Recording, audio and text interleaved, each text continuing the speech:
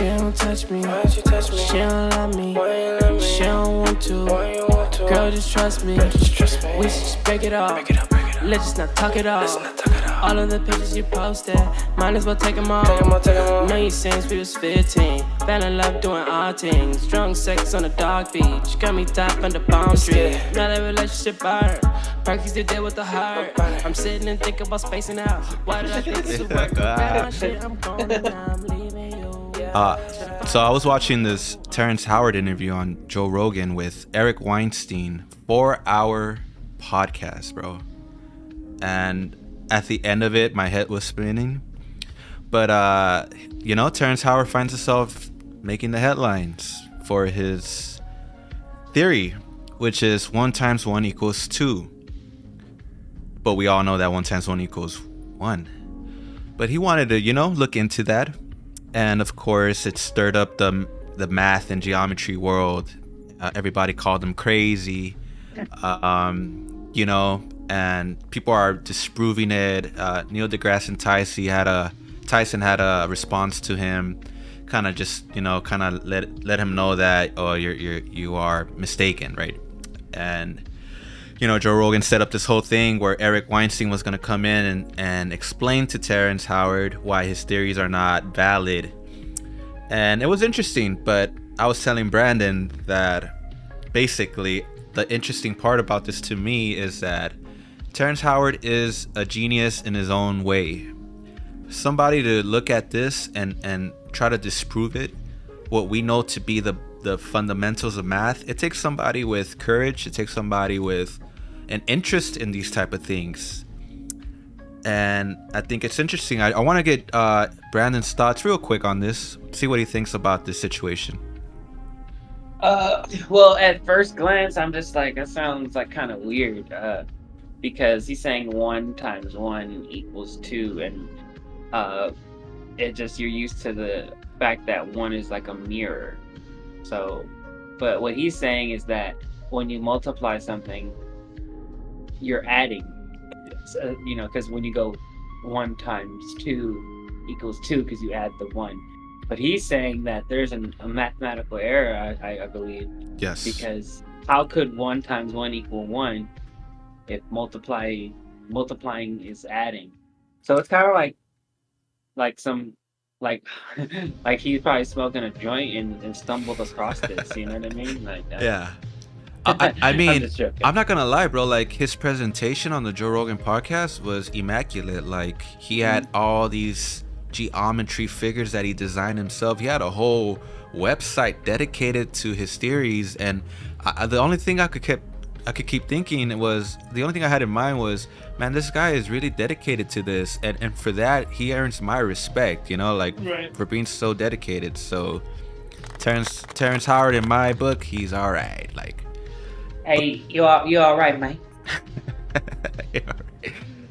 Yeah, shout out Hustle and Flow. You guys might know him from Hustle and Flow. Brandon ran down some movies that he loves about him too, like Four Brothers, his appearances on Big Mama's House.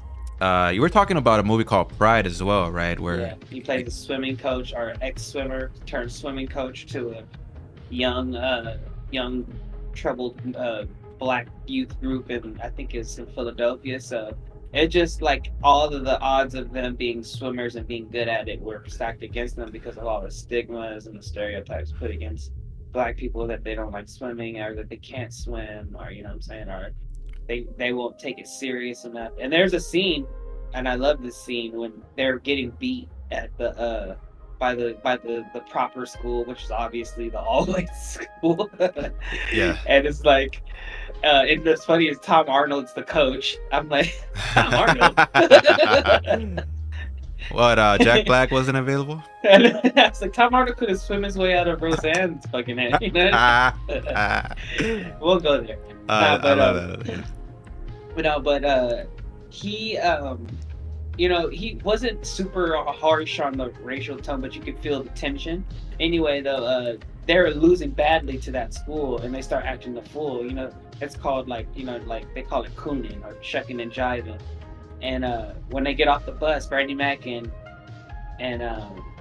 Terrence Howard, like, hey man, you see how I did that? Oh yeah, bro, that was cool, man. Like Yeah, yeah, exaggerate, sounding like them, yeah, yeah. and they stopped, and they were just Mm, like showing them how it looks, and I just thought like right, that right, was, right.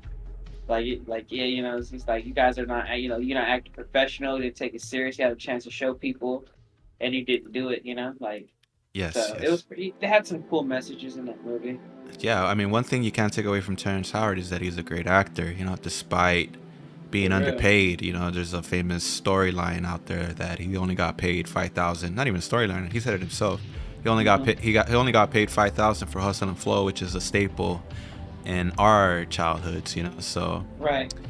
no one could take that away from him. But honestly, I would encourage him to keep going. I love it, bro. I love to see it. You know what I mean? Like, I love to see somebody think outside the box, somebody challenge, contest what we find to be the norm and the staple of stuff.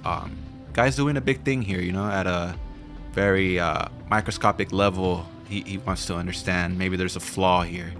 He also has real quick, he has a bold claim that gravity is fake, suggesting an alternative force at play. Not gravity, it's an alternative force. He also believes that he could rebuild Saturn without gravity, describing an inward-outward force that shapes planets without relying on gravity, dark matter, or dark energy. And he also, That he also shows his works using an on-screen simulation. So yeah, he has this whole setup, bro. Like, he has a website, a book, these once geometry. you start going Neil deGrasse, I start going Drake deGrasse. You know what I mean? Oh, I'm you start good. going Degrassi? Yeah, I got lost in the sauce, bro. And that 4 hour conversation, it put me in a coma. Yeah, I'm solid on that. That I that woke. sounds like a brain stew. You know what I mean? I mean, just to think about rebuilding Saturn without gravity, I wouldn't even know where to start. You know what I mean? But like I said, Terrence Howard, keep it up, bro. I like that. I like that. What's funny is like if you chose to have dinner with Terrence Howard instead of the $10,000, That's what you get. you're getting you're getting a 4 hour conversation about how he's going to rebuild Saturn. Can I at least get a fucking verse from Hustle and Flow out of this? I ain't done that in years, man. No, I was waiting for you to finish the pride swimming. Oh, the speech. Yeah, because I was gonna say, I was like, look, man, you swim and sink. you swim and sink, man. He had definitely You have a had better Terrence Howard than I do, so. he definitely had those moments Oh in yeah, that movie where it was like, little bit of sweat on but the forehead. yeah, but he's not. Obviously the main is where you could try Yeah. to capture him, but he don't do that. Yeah. It's meant for capturing purposes. Yeah, yes. I see. It's like Denzel Washington. He has his own lines that Yeah. you could, like, my man. You know what I mean? Like certain phrases that you just nail So, yeah. those. If you nail them, then you could unlock his voice. Yeah, that is interesting. People who are able to do impersonations. That always Because shock me. it's nuts because I'm kind of good at doing like kind of talking like in my throat. I can do Marvin the Martian pretty good, like Mm. on a dime or a whim. And uh that could also be a few other characters, Kermit and stuff like that. It's the same voice pattern. Who are you, Frank Caliendo? Not even. I was gonna say, give me I your just, Stephen A. Give me a Stephen A. Let's see. nah, I don't got Stephen A. Give me See your that? best voice. See when people start pulling out names, You got I just Stephen A. though. You lying. I don't got Stephen A. I had Marvin the Martian, and that was my flex. Guys, type 1 if you want to see Brandon Stephen A. I'm Please. good on this. I definitely don't have a Stephen A. Nah, I don't have that pattern yet. I only have those patterns down because How I about used to emulate them. like I know you got these, but I'll give you Uh, another one. Let me see. I got. I don't. This isn't the Brandon.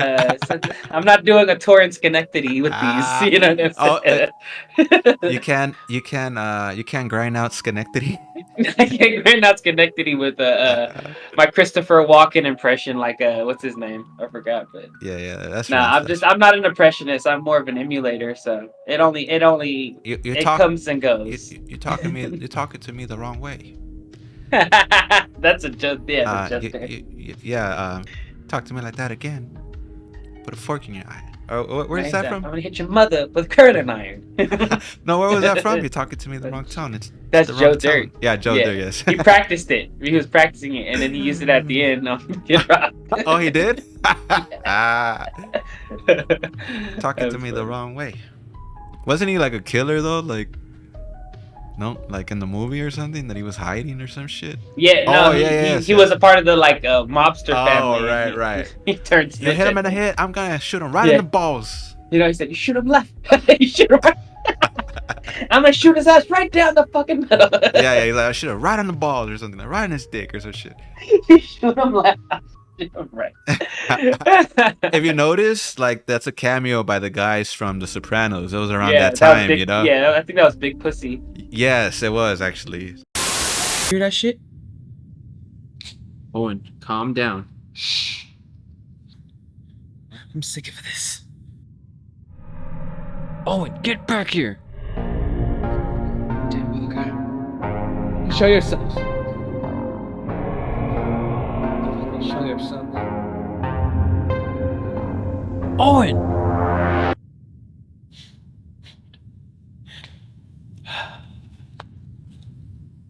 It was nothing.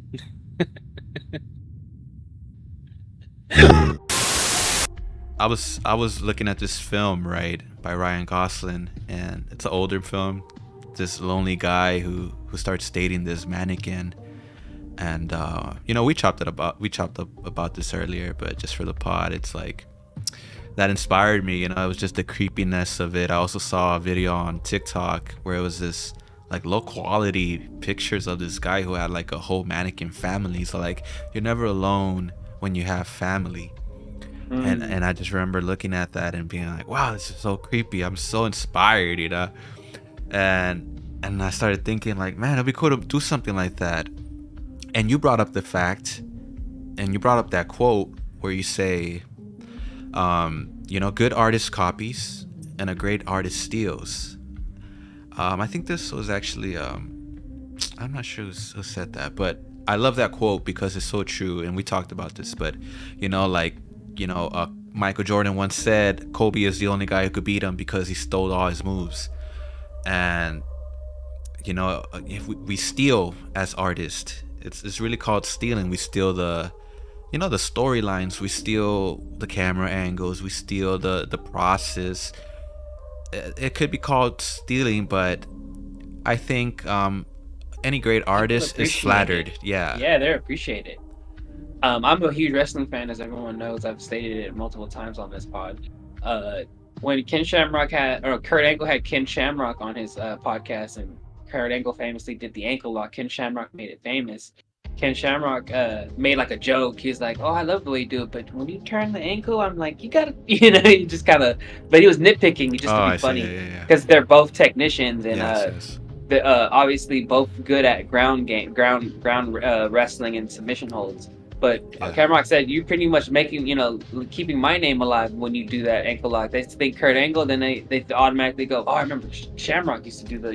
Yeah. Is there any wrestlers that have like they're not ultimates, but finishing moves that are? What do you mean? Like like finishing moves, like they Well, all got their there's signature. But is there a wrestler that does exactly like somebody else's? Well, yeah, you like exactly. Yes, of course. Kevin Owens does the Stone Cold Stunner. Oh. And I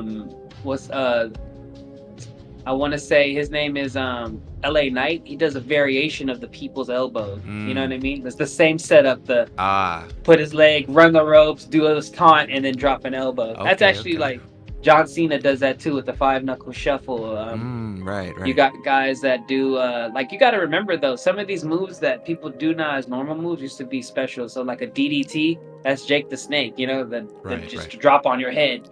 Now people do DDTs just casually, just casually, exactly. Just casually 3 flips off the turnbuckle for a 1 count. For a makes 1 no count. sense. Yeah. That makes no sense. Yeah, man. Man, that shit reminds me of, man, I know we all had these epic for the title fights as kids, Yeah. And I remember I put this guy in my I have my own leg lock, like legit, bro. Like I have my own leg lock that was a way of where you're on the floor, and I grab one of your legs and wrap it around my leg, and like twist my legs together to put the pressure on. And I remember I did this to this guy, one of my neighbors. Oh, you're talking about a figure four now. I'll show you. I can't show it. Like, I can't tell you, really explain it, but it was a leg lock I used, and it will get stuck in my leg, and it just had such good leverage. I I'm think thinking it sounds like a figure four because the figure four lock, it inflicts pain on both of you because yeah, it's like very shit. Kurt Angle will give me the thumbs up. You know, like it was a good. It's good. What is it called? Innovative. No, it's good leverage. That's what I meant. Like it's good leverage. It's just perfect leverage. But anyway, I did that to one of my neighbors, and that foot just goes ah. Then his mom comes out. She's like, "Yo, you messed up his leg." And I was like, "Oh shit, I think I did." You know, like, but I didn't realize it. Like I had really fucked this fool's leg up. I think it's okay. But shout out him. But it was very serious. You feel me? Like for the title. Do you remember those? Like, did you ever fight for the title? For the title, Royal Rumble. Royal Rumbles used to crack though, 'cause we used to get a lot of kids to participate in it. But the titles, yeah. At one point, the homies start printing them out, and he would hand us a paper. Like, all right, you're the hardcore champ. You're this champ.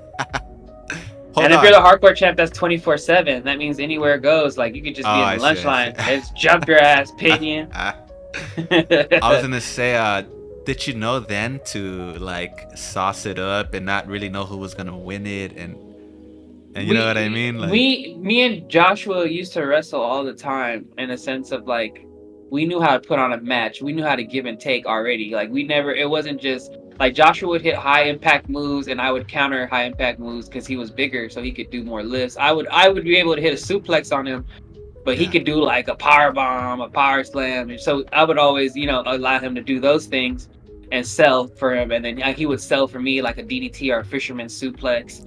But I remember one time we had a hardcore match. I hit him with a double-sided pillow. Legitly kind of knocked him out, and I got the win. Oh shit! He even laughed too. He was like, "Nah, bro, that was a clean win. That was He was like, that wasn't he said that wasn't scripted." You fucked him up. Yeah, I mean, but that's just how it was. And then with my brother Joseph and my cousin Ryan, we called it the triple threat in the bar room because we used to have a bar room in my house. Yeah. So I remember the highlight was me getting a Christmas bulb light smashed on my head, but stealing the win with the fisherman suplex. Ran away with the title too because we made a makeshift title. It was like we grabbed a lid from off a can and put laces on it and wrote like Logan World Championship Wrestling. Right. Josie used to think he's the champ, so he used to like setting me up, and then he'll like wait, and he'll fucking hit me with the championship belt. I was the best seller in the house. So yeah, everyone always wanted to do moves to me because I sold it like I died every single time.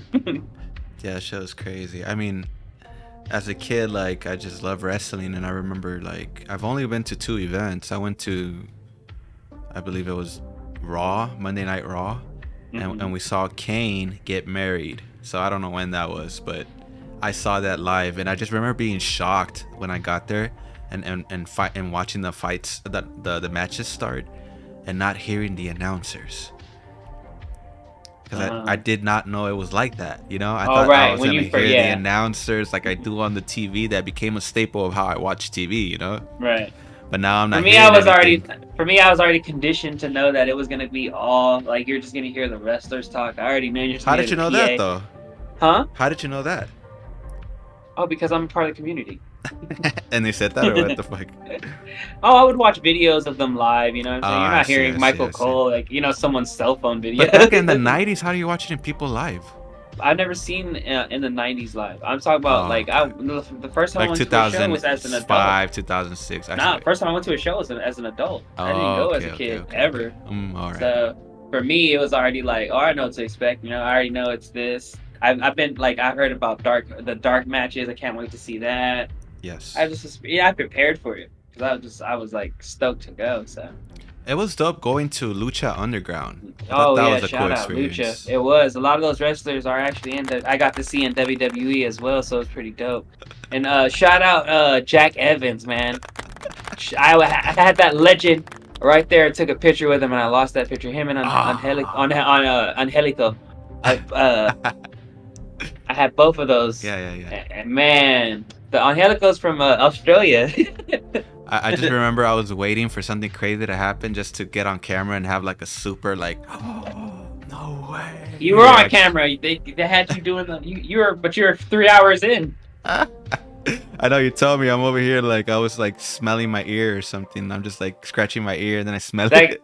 that one of those fools that like one of Phantom's friends, he was dead trying to steal my airtime. Chilaquin? Yeah.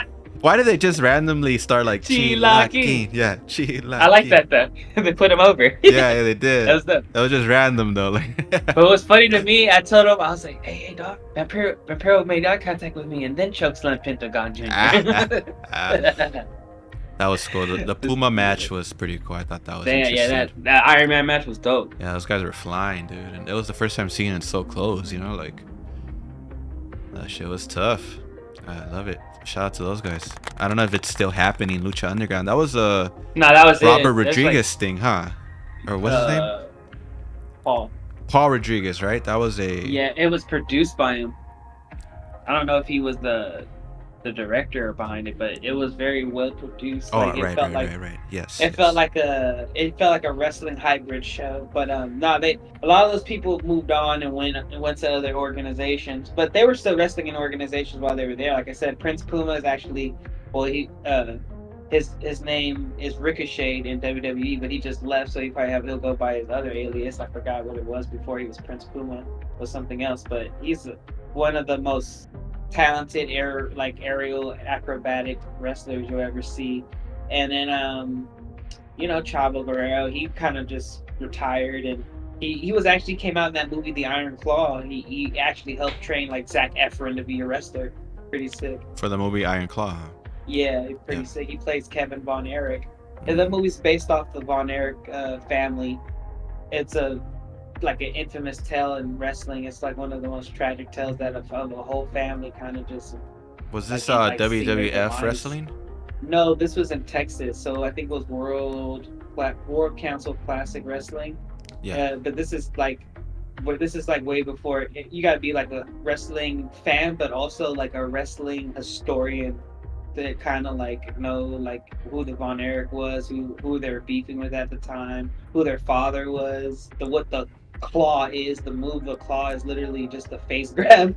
Right. But they're like, but it's how they do it. Like the thumb and the index finger go on the temples. They have big ass hands. Yeah. One of them wrestles barefooted. They were just larger than life characters, but they just had succumbed to the pressure that their dad put on them pretty much, and all of them came like all of them died in some weird ways, bro. It's like drug use or like suicide. It's like it's a mixture of things. Like Okay. one had a ruptured intestine, Ugh. one got hurt like a broken leg or something from that had like staph infection. Yes. And it had to be in a coma, and then he ended up killing himself. And then it just like another one like he's actually the only one of them made it to the WWE. His name was Kerry Von Erich, and in the WWE his name was the Texas Tornado, and he actually lost his foot in a motorcycle accident, so he was already spiraling, and then his brothers died, and then he killed himself unfortunately too. Oh, So it was nuts. The only person alive in their family now is Kevin Von Erich, but his sons are now wrestling, which is pretty cool. You know what I mean? Which is fucking pretty cool. That's cool. Yeah, that's cool. Yeah. It's like it's either continuing the curse or renewing it. Yeah, renew it. Yeah, or just starting a new thing. Exactly. Yeah. Man, it's amazing how, as we give our lives to things. Yeah, 100. It's like all these people who are entertainers. Like I love boxing, so I think about them a lot. There's a famous clip of Miguel Cotto after like he got beat by the cheater. What's his name? I don't even remember his damn name. But that guy had The plaster hands. The plaster hands. But after he beat him, he's all messed up, and his wife is crying on his shoulder, and he tells her in Spanish. He goes, she goes, I hate this. And he goes, it's like, well, you know what, it's like, I gotta make a living. It's like, what else can I do? You know what I'm saying? Like, you give your life to one thing, and that's all you know at that point, you know? A boxer who's been boxing 20 years and is a journeyman. For those who don't know, a journeyman is basically a person that just gets beat up their whole career to make others, they're the stepping stools for everybody else, you know? You either live long enough to be a legend or long enough to be the stepping stool for somebody else's great career. When the older fighters are out their way, the young fighters want to fight them.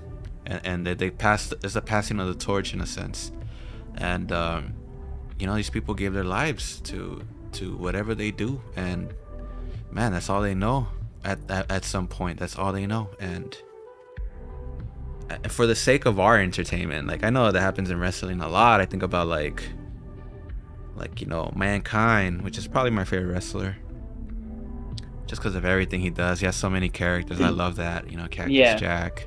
I love that. Like, I love to see the variation. He was a true talent, and not only a true talent, but willing to take it there, willing to be a legend by getting thrown off 20-foot cage, you know? Yeah, he was pretty. He was very daredevilish, and he knew that he can get over with his work rate. And a lot of people thought that he was not a good wrestler because he like did a lot of high spots. But when people got in the ring with him, they could see that he actually he was a pretty good wrestler because his shots were stiff. That means that he could take it and he can give it. You know what I'm saying? Like, you're not just gonna go over and throw him off the cage and not expect him to hurt you back. Yeah. And you know, that's what's good. And I think he just put his body on the line for us. And now at his old age, where he had to replace his hip and all these things, this guy still wanted to have one last match. And thankfully, he was talked out of it. You know, like, yeah. I love Ric Flair. Oh, go ahead, bro. No, sorry. Go ahead. I was gonna say, Ric Flair had a one last match, and this guy had a heart attack during his match, and no one even knew it. You know what I mean? Like, oh my god.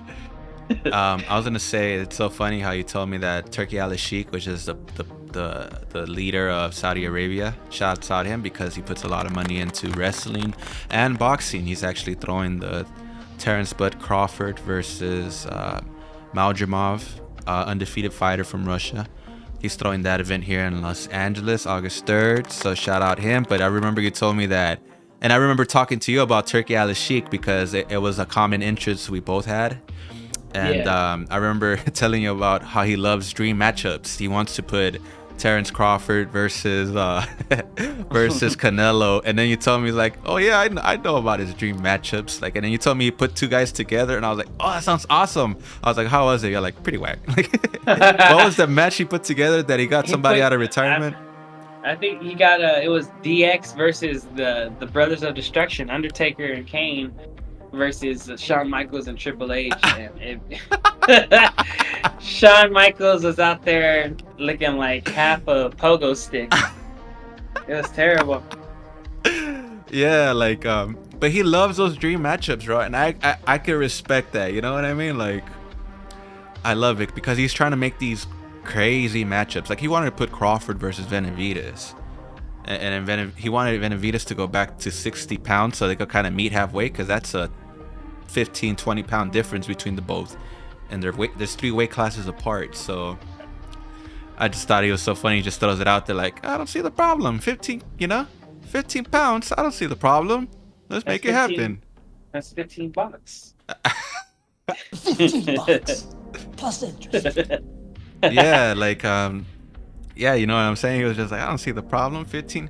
I want to see Shawn Michaels, and not only do I want to see Shawn Michaels, but I don't want to travel anywhere. You guys come over here. In my backyard. Exactly. I want to be in my backyard, chilling with the shades on, and like he does that, bro. Like, Francis Ngannou versus Anthony Joshua. Anthony Joshua is, like, you know, top 5 heavyweights at the moment. So this dude, they put him together, the MMA fighter who came out looking good against Tyson Fury, so it put a lot of hype behind him, and the guy went 2 rounds and got knocked out viciously. You know what I mean? I even think, because you could see Turkey up front, and I'm looking at him, and the guy kind of goes like, is this what I paid for? You know what I mean? Like, I just lost a couple mil on this shit. Like, but guy got knocked out in 2 rounds. You feel me? And I thought that was crazy. But like I said, one more time, shout out Turki, Alalshikh. They really got it running, brother. They got so much money in all these entertainment slots. Like they building a deal with the UFC. Like they really want to, put money behind this, and I love it, bro. I'm here for it. Yeah, shout out to them. Shout out to getting the combat sports, trying to make these fantasy matches happen before they get old and gray. It's unfortunate that they couldn't invest when Undertaker was a spring chicken, or when Shawn Michaels and DX was more relevant. But they're still a popular group whenever they're together. But to see them at this point, Triple H has a pacemaker, and he can't wrestle anymore. Yeah, so it's like. Yeah. You're never gonna see, whatever. That was his last match, and I might have been another match, but I think that might have been his last match. But don't, that's why I always say, take advantage of LeBron James playing in his 22nd season, and maybe it's still average 20 something points. Yeah, go ahead. Don't hate on him, don't, because watching Kobe flame out and then literally using it felt like his last game was like he literally put all his talent that was left over and he drank it and he was like, that's it. Those 60, huh? That's it. Crazy. That was the best way for Kobe to end his career on a 60 piece, At 7:30 Kobe becomes a lion. 7:30, 50 shots. Meta World Peace knows what he's talking about. He witnessed it himself. He said at 7:30. When I think of 7:30, 50 shots. 7:30, 50 shots. That's right. That is one of our drops. We love Kobe. We love everything.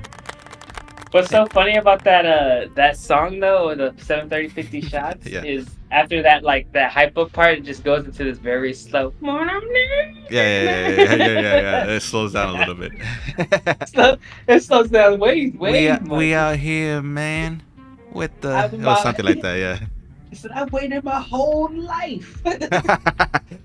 I saw a clip of Bronny walking into the practice with LeBron. And acting so nonchalant like it isn't his dad, and LeBron trying so hard to not be so proud, you know what I mean? Like I love it, but I was thinking about that and I said to myself, these guys are making a push for a championship. That's why Bronny's playing in real life 2K. Yes, he is. Like he's in a fantasy league right now. But, like 2K, but for the sake of legacy, and I love it. Like.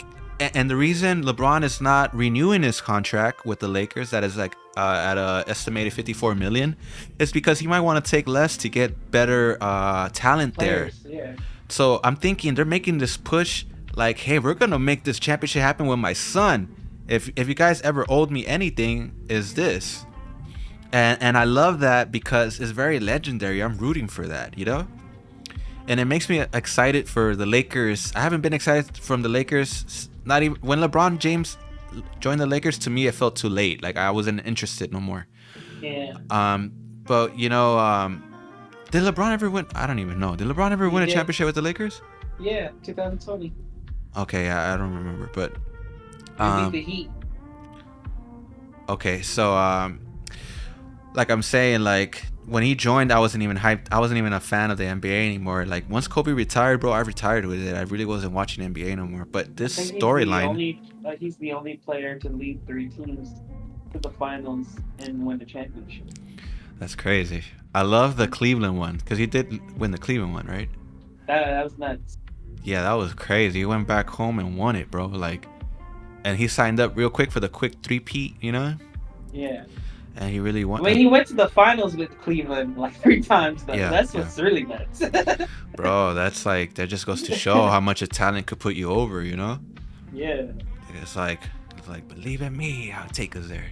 That's crazy. Like, but I love that. Like, I love that they're making a push to like, we understand Bronny is not that guy, Mm-hmm. We're probably better off with a French guy.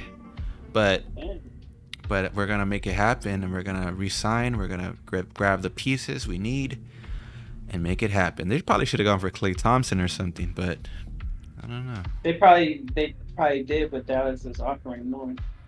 Oh, Dallas. That's where he went?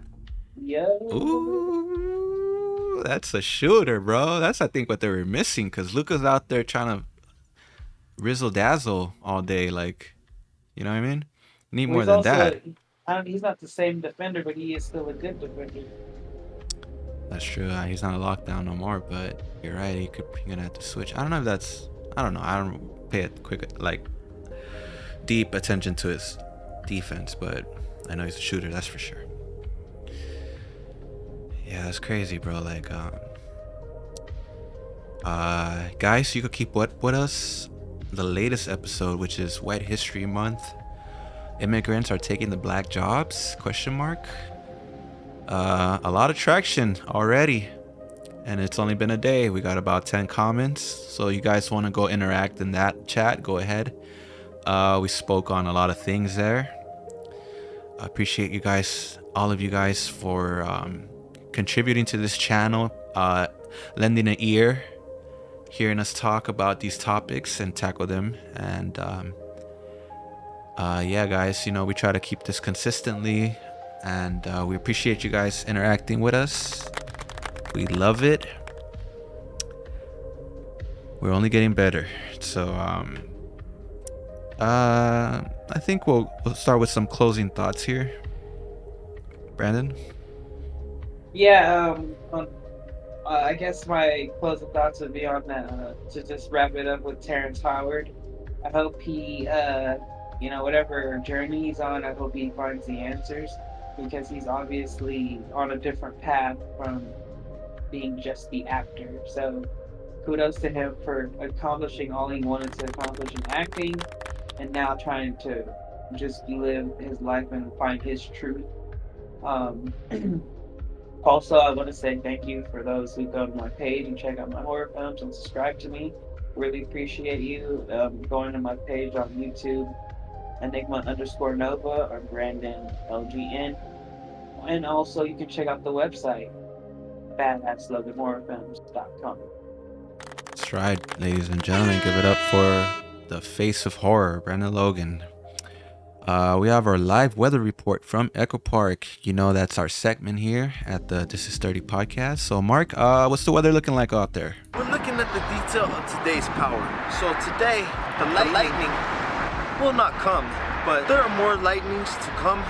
All right, just give it up. He said there's more lightnings to come, but we're still gonna have to deal with this cruel, cruel summer. You guys already know it. The boys are back in town. Hey! And I think we're getting, I hate to break this to you, but like, we're getting taxed for that last episode. $15 plus interest. But not to worry, I talked to Mark, he's a white ally, and he said, You know, as far as my acknowledgement, everything seems professional. You guys have a nice day. So he said not to worry about it, he's gonna cover it for us. Shout out to you guys, we appreciate you guys. This is 30 Podcast. Keep up with us, daily videos, and we'll see you on the next one. Bye-bye. Laters.